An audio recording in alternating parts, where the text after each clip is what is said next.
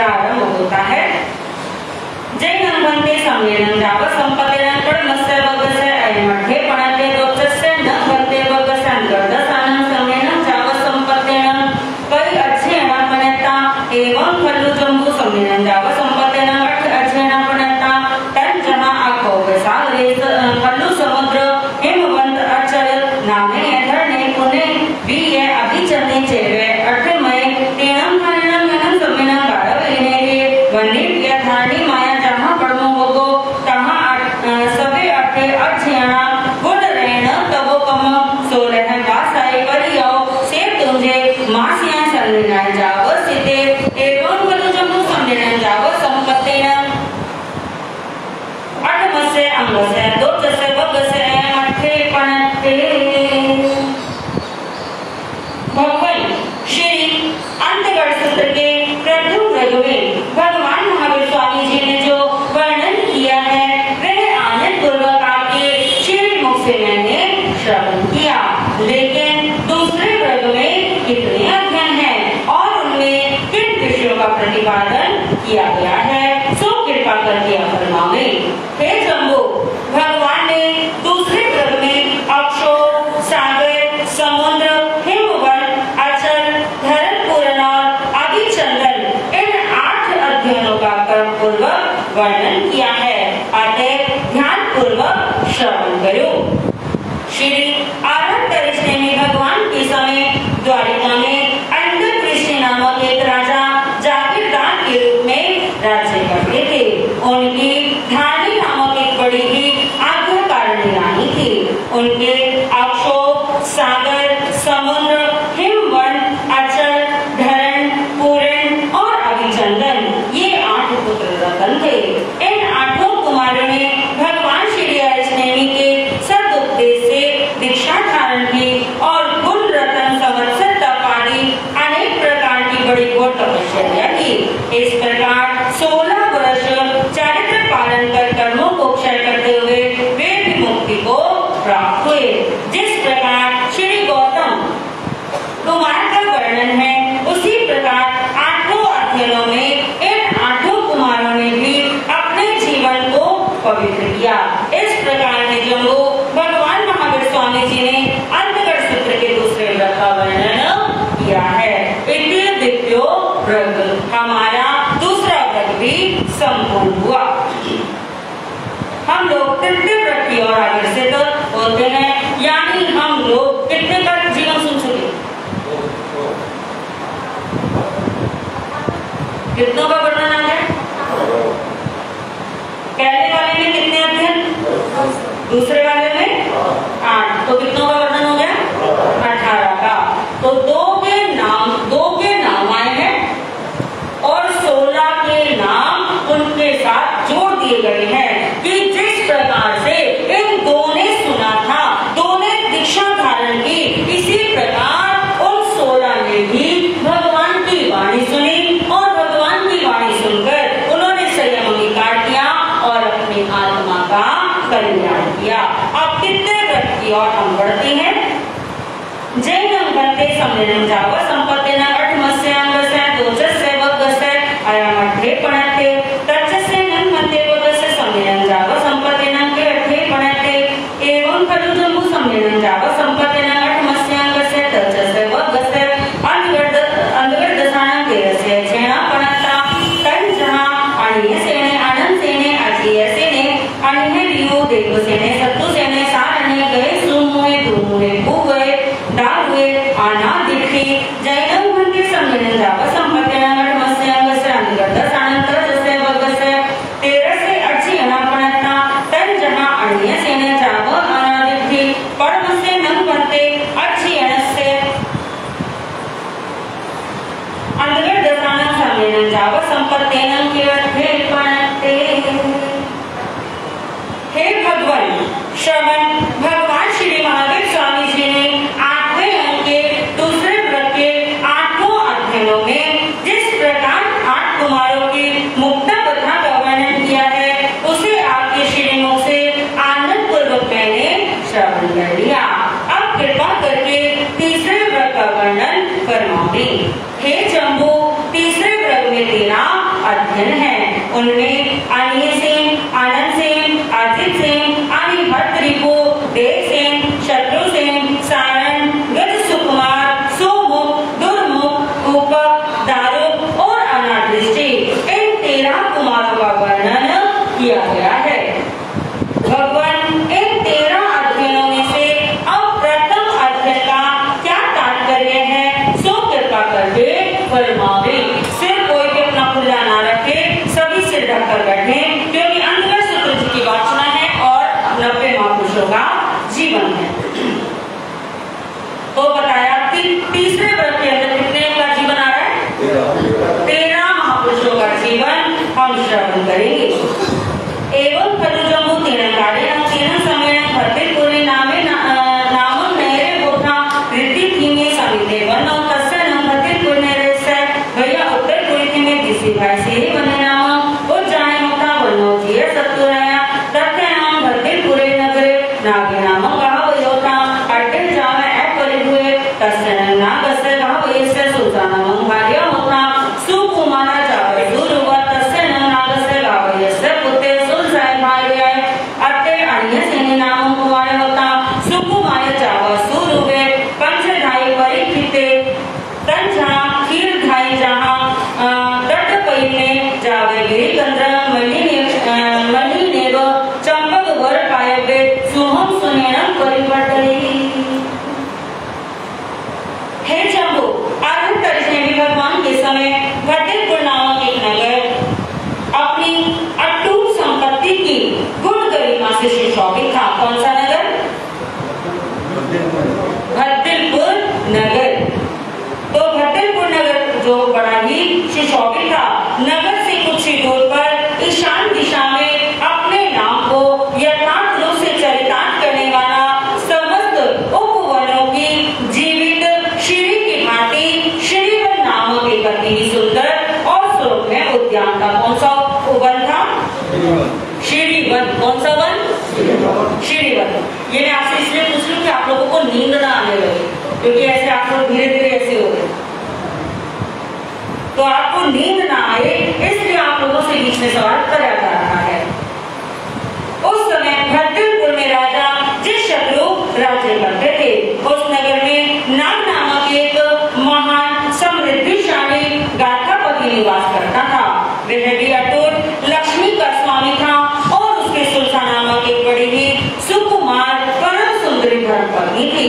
उस नाग नामक गाथापति के पुत्र अनिय सेन का 5 प्रकार की धायों से दृढ़ कट्टी के दृढ़ पहनने की भांति आदि व्याधियों से रक्षा करते हुए जिस प्रकार पर्वत की गुफाओं में चंपक वृक्ष सुरक्षित रहकर हरा भरा होता है, ठीक उसी प्रकार उस पुत्र का लालन पालन किया गया।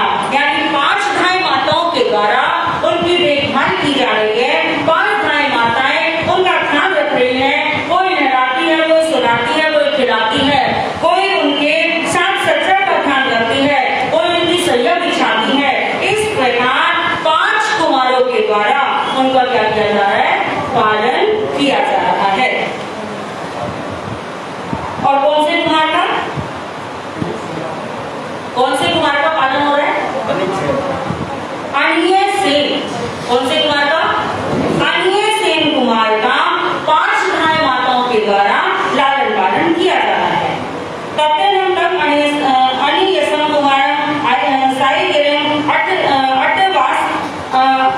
अटवा सजाए अम्मा बिरो कला येन जावो भोग समते जावे यावी और तत्ते नंदने से कुमार से ओमुक बाड़ भावर जाते हैं गम्मा बिरो सीरी सी आनंद सीरी सब आनंद सरी सना वन रूप जोवन दोनों भोगयन सरी से हिंदो कुले हिंदो पानी आने नियानन बत्ती साए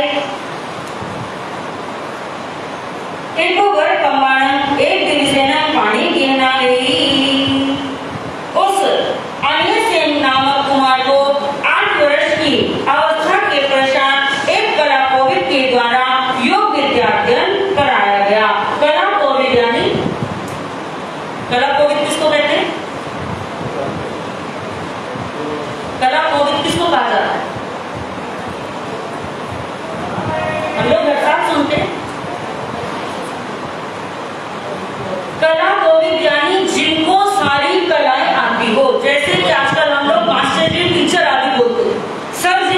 बोलते हैं।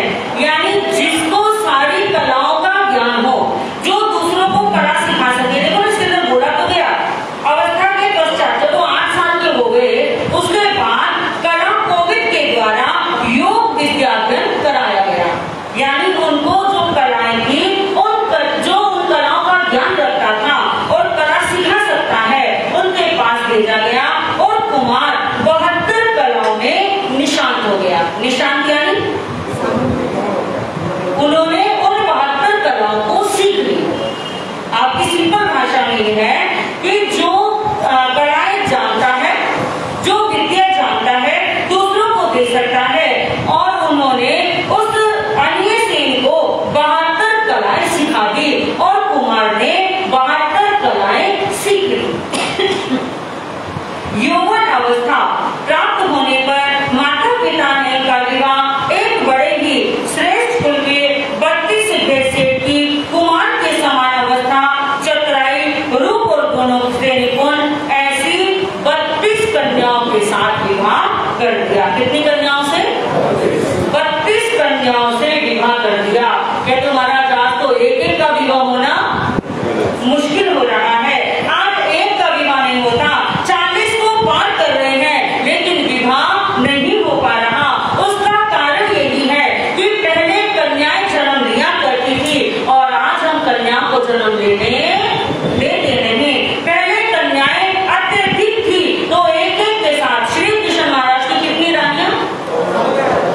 16,000 रानियां श्री कृष्ण वासुदेव की। तो सोचिए, इसका मतलब लड़कियां थी तभी 16,000 एक के साथ थी, और यहाँ अब पंचम आने में एक के साथ एक भी मिल जाए तो बहुत बड़ी बात है कि 40 पार कर गए और फिर भी विवाह नहीं हो रहे। और कहते पहले जीवन में नखरे होते हैं, हमें ऐसी कन्या नहीं लेनी, वो कन्या नहीं लेनी, हमारे को अमीर चाहिए, हमें ये चाहिए।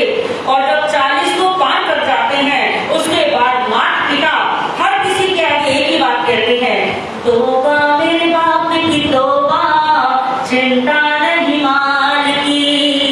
तोबा मेरे बाप की तोबा, चिंता नहीं माल की। शादी करवा दो कोई मेरे भी लाल की। शादी करवा दो कोई मेरे भी लाल की। 40 को भी पार कर गया मेरा राज दुलारा, हाँ मेरा राज दुलारा।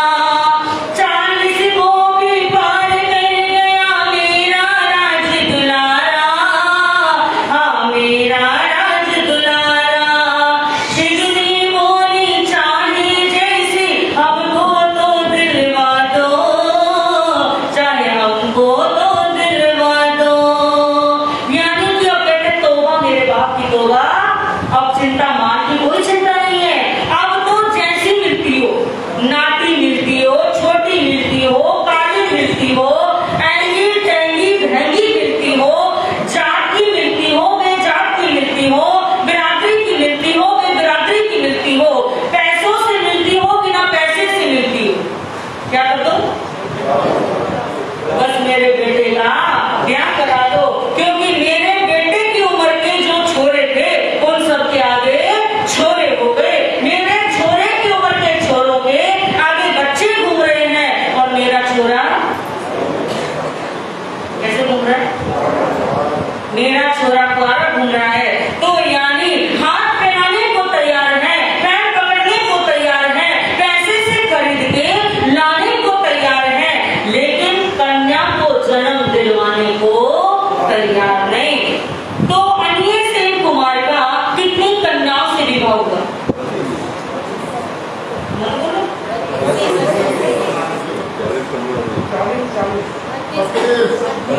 कितने कन्याओं से विवाह हुआ? बोली जैसे बोली लगाते, बोली कैसे लगाते, सोते हुए। कितनी कन्याओं से विवाह हुआ? 32 कन्याओं से विवाह हुआ। तत्ते दिन से नागे भागे आने से तुम्हारे से एवं एवं हुए पित्ती दाना डालिए तन झाबत्ती 32 संगिरण जोड़ियों जहाँ महाबरस से जागे उपहिम पासा एवर गए पुत्र माने ही मुई गम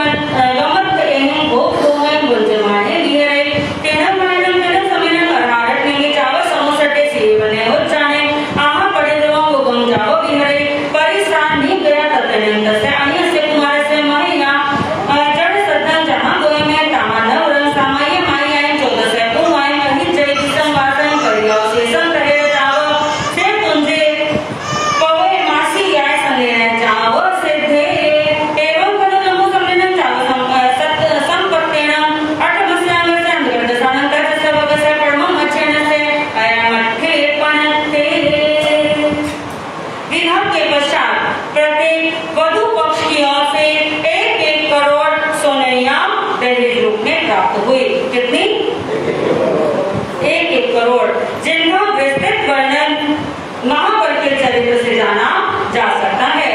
अनिल सेन कुमार भी विवाह के पश्चात अपने विशाल राजप्रसाद में अनेक भांति की अटकेलियां करते हुए मृदंग की ध्वनि से मत बन अपने जीवन को आमोद प्रमोद में व्यतीत करने लगे। जीवन के इसी स्वच्छंद समय में श्री अनंत ने प्रभु नगरी के श्रीवन नामक उद्यान में पधारे। जनसमूह दर्शनों के लिए उमड़ पड़ा। यह दृश्य देखकर अनिल सेन कुमार भी महाबल की तरह भगवान के दर्शनार्थ श्रीवन उद्यान में उपस्थित हुए। प्रभु के दर्शन कर उन्होंने श्रवण किया और गौतम कुमार की भांति ही उन्होंने भी दीक्षा धारण की। स्वल्प काल में ही सामायिक आदि 14 पूर्व का ज्ञान संपादन किया। 20 वर्ष तक चारित्र पालकर अंतिम समय में 1 मास का संहारा करते हुए मोक्ष पद को प्राप्त किया। हे जम्बू, भगवान ने श्री अंतगढ़ सूत्र के तीसरे व्रत के प्रथम अध्याय में यही वर्णन किया है। एवं जहां सेने एवं शेषावी अनंत सेनो अजय सेनो अनिहेडियो देव सेने सत्तु सेने 6 अक्षयणा 1 गम्मा 32 आवताओ 20 वासो परियाओ 14 से तुम आए अही जनती से तुमसे जाओ सीता चट्टम अक्षणम समत्तम जैनम गंते उक्यो सतमसे केनम माननम केनम समयनम बारव इनेरे जामा ब्रह्मेनवरम वासुदेवे राया धारणी देवी सीहो सुमीने सारणे कुमारे पणा सो 14 से पूवागी संवासा परियाओ से समझा कोई मस्से जागो से तुमसे सिद्धे। जम्बू, जिस प्रकार अनिल सेन कुमार का वर्णन किया गया है उसी प्रकार आनंद सेन, आदित्य सेन, अनिहत्रिकु, देवसेन और कुमार सेन आदि 5 कुमारों ने भी दीक्षा धारण कर मुक्ति प्राप्त की। वे छहों कुमार भट्टिपुर ने नामक अर्थावती के सुपुत्र और परस्पर सहोदर थे। उनकी भी धूमधाम से 32 कन्याओं के साथ शादी हुई थी और प्रत्येक को 32 करोड़ का दहेज प्राप्त हुआ था। परंतु सच्ची लगन के सामने संसार के सभी बंधन स्थिर पड़ जाते हैं। तो कुमारों ने दीक्षा धारण की तथा 14 पूर्वों का ज्ञान प्राप्त किया और 20 वर्ष चारित्र पालन कर अंत में 1 मास का संहारा धारण किया और मुक्त हो गए। यहाँ तक ये 6 अध्ययन पूरे हो गए हैं। यानी देखिए 32 कन्याओं के साथ विवाह हुआ और 32 करोड़ का उन्हें दहेज मिला। उसके इतनी सारी विपुल धन संपत्ति उनके पास थी, क्योंकि तो आप भी जानते हैं कि भरते को सब भरता है, भरते को सब भरते हैं। अगर वो राजा था और उसके पास 32 करोड़ का तो दहेज आया, तो इसका मतलब उसके पास पहले अपना भी कुछ होगा या नहीं होगा? तो कितना हो सकता है? जिसको 32 करोड़ दहेज मिला है, तो इसका मतलब उसके पास भी 32 से ज्यादा कोई ना कोई कुछ ना कुछ ज्यादा तो उसके पास और करोड़ रुपया होगा। और मान लीजिए ज्यादा नहीं तो 70-80 करोड़ रुपए भी मान लीजिए, 70-80 करोड़ का स्वामी और दीक्षा लेना चाहे, लेगा या नहीं लेगा? जिसके मन में वैराग्य अंकुरित हो जाए, जिसके मन में वैराग्य पैदा हो जाए, तो जो ये धन है, दौलत है, शोहरत है, ये सब उसके लिए मिट्टी बन जाती है। उसको फिर ये धन दौलत दिखाई नहीं देती, वो सिर्फ धूल बन जाती है। शूल की तरह उन्हें चुभना प्रारंभ हो जाता है, तो वो इन सब चीजों को छोड़ के संयम अंगीकार कर लेते हैं। तो उन्होंने 6 सहोदर भ्राता थे और 6 सहोदर भ्राताओं ने 32 कन्याओं का त्याग किया। और यहाँ अगर कोई एक जना हमारे परिवार से दीक्षित होने लगे तो उसे दीक्षा देना। अगर आपके परिवार में से आपका बच्चा, आपका भाई, आपका बंधु, आपके माता पिता दीक्षा लेना चाहे तो कौन दीक्षा लेने की आज्ञा देगा? मतलब माता पिता हो, भाई बंधु हो, चलो बच्चे तो कहते आपके बच्चे हैं, छोटे हैं, लेकिन जो बड़े हैं वो दीक्षा लेना चाहे तो कौन देना चाहेगा?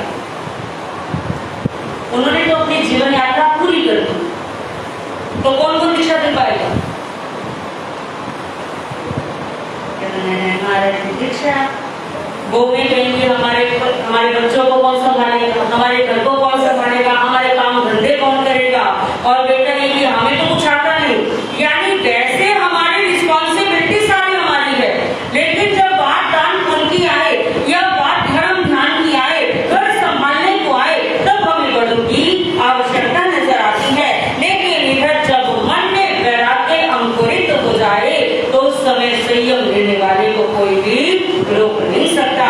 और उन्होंने 32 कन्याओं का त्याग किया, 20 वर्ष का संयम पाला और 1 मास का संधारा किया और मुक्ति में पधार गए। तो इस तरह से पूरे 6 अध्याय होते हैं। हे जम्बू, चौथे आने में द्वारिका नगरी थी। तो द्वारिका नगरी की चौड़ाई कितनी है? 12 योजन और लंबाई 9 योजन। मैं कोई देख रही थी कि आप लोग क्या बोल रहे हो। चौड़ाई कितनी है?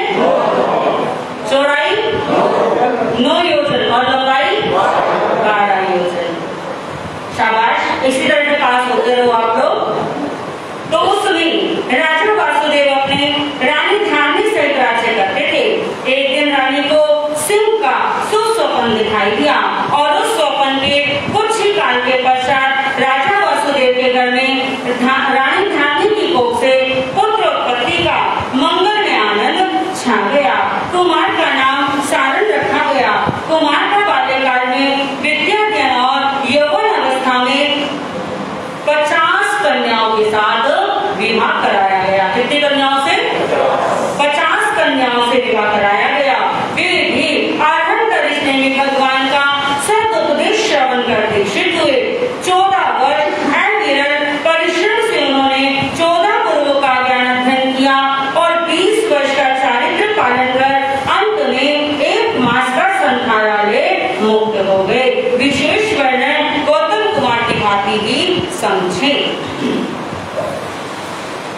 जय नंददेव के वटमसे मंगल जंबू तेना गायना केना समेना राकार वयने रे जामा पड़ने जावे आधारटने में सामी समो सटे तेना गायना केना समेना गरवरटने में से अंते वासी छे अंगारा भैरव सहोदर होता सरी सया सरी तया परी सरी सभ्या नीलू पल गवर गुलिये आय सी कुसुम को गासा सिरी वंश किया बच्चा कुसुम कुंडल भक्त दया नर कुबर समाना तैनम दे छे अनगारा तम सेवं दिवसं मुंडा भावेता आगरो अनगायं कोया तम सेवं दिवसं आरंगरट्योनि बंदे नमस्ते वंदिता नमस्ताय मंगयासी इच्छामें न वंदे तुबे अपनुनाय समाना जाव जीवा छटं छटेन अणिकितेन तपोकमं संलेनं तसा अपनं भावे माना विगरतय आहसं देवं ते मापड़े बंधं करे तैनं ते छे अनगार आरठ्य मीना अपनुनाय समाना जाव जीवा छटं छटेन जाव विगरंती। भगवान 7वें अध्याय में भगवान महावीर स्वामी जी ने जो कथन किया है वह आपने फरमाया और मैंने उसे सुरुचि तथा श्रद्धा के साथ श्रवण किया, किंतु 8वें अध्याय में जो वर्णन किया है मेरा मन उसे श्रवण करने के लिए बड़ा ही ललायित है। अतः उसे श्रवण करा के मेरे कान तथा मन की पिपाशा को मिटाने की कृपा कीजिए। हे जम्बू, उस समय में द्वारिका नाम की नगरी थी जिसका वर्णन हम पहले कर आए हैं। उसी द्वारिका नगरी में ग्रामानुग्राम विचरण करते हुए एक दिन श्री आरहण तरिश्ते में भगवान पधारे। उस समय भगवान के साथ 6 शिष्य थे। वे 6 शिष्य परस्पर सहोदर भ्राता थे। ये नहीं कि 7 ही मुनिराज थे। ये तरिश्ते में भगवान और 6 मुनि सिर्फ 7 ही जने नहीं थे, सिर्फ इन 6 जनों का वर्णन किया जा रहा है और भगवान उनके गुरु हैं, इसलिए 7 जनों का नाम यहाँ उल्लेख किया गया। तो वो 6 शिष्य परस्पर सहोदर भाई थे जिनका रंग रूप तथा अवस्था एक सी थी। उनका वर्ण नीलोत्पल कमल, भैंस के सिंह के भीतरी भाग एवं अलसी के फूल के समान सुंदर था। उनका वक्षस्थल श्री वस्त्र सात्य से सुशोभित था, यानी उनके सीने पर सात्य का निशान अंकित था। फूलों के ढेर के समान उनका शरीर कोमल और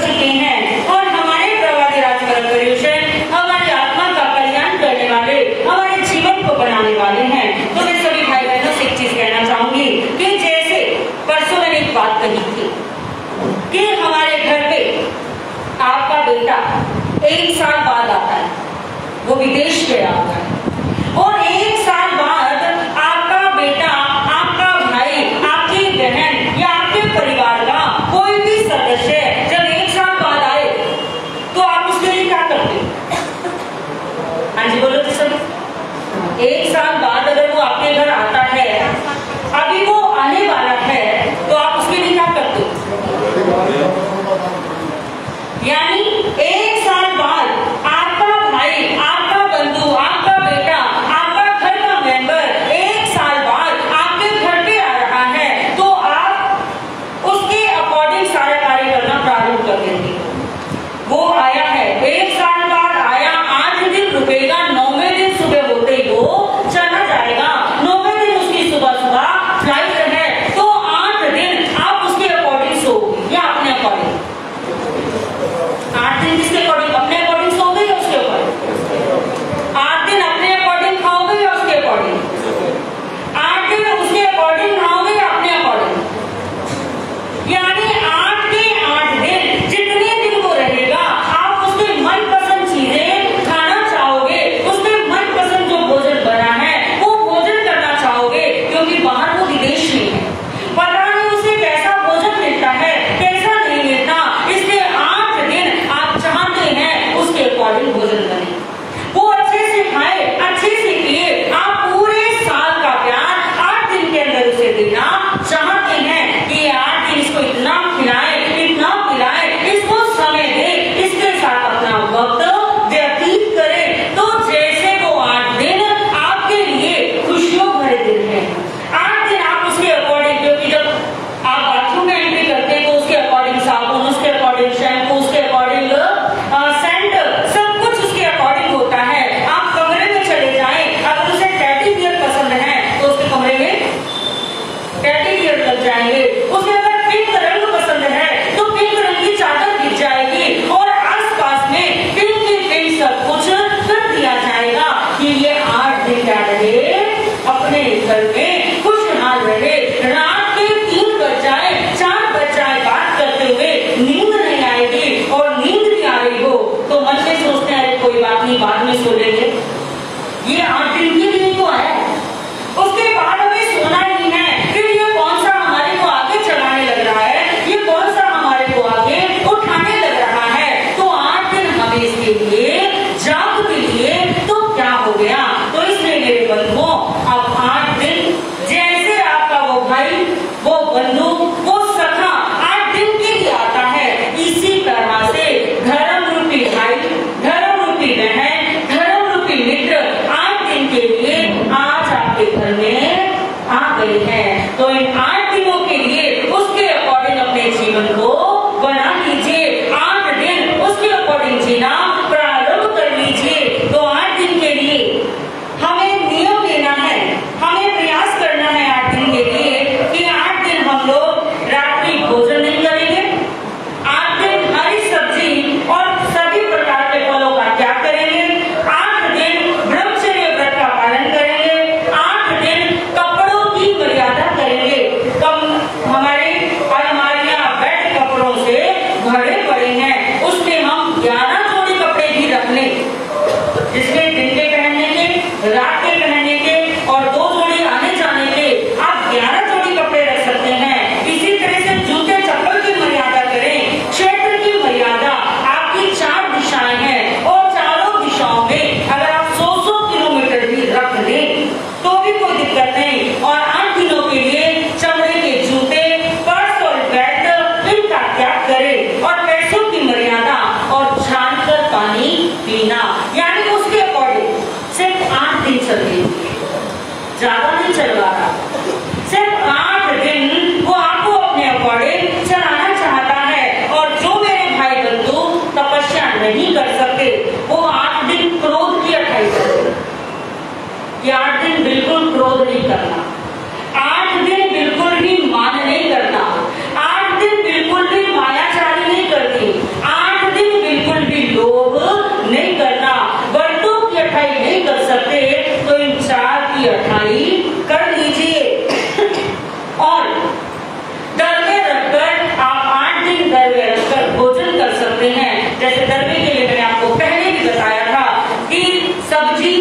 सब्जी तो है ही नहीं अब 8 दिन।